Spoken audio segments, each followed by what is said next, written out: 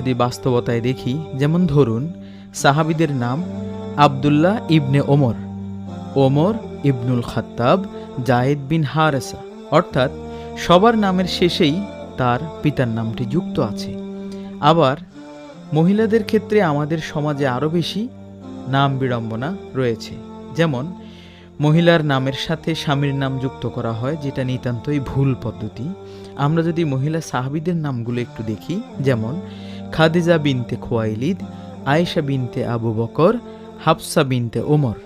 বাতেন সাহেব, তাহলে আমি যে নামগুলো বললাম সেগুলো থেকে আমাদের জন্য শিক্ষণীয় বিষয় কি? তাহলে সন্তান ছেলে হোক অথবা মেয়ে হোক, তার নামের শেষে পিতার নামটি যুক্ত থাকবে। সুতরাং আমাদেরকেও সমাজের মনগড়া পদ্ধতি পরিহার করে অর্থপূর্ণ, শরীয়তসম্মত, সুন্দর, সংক্ষিপ্ত, আল্লাহর পছন্দ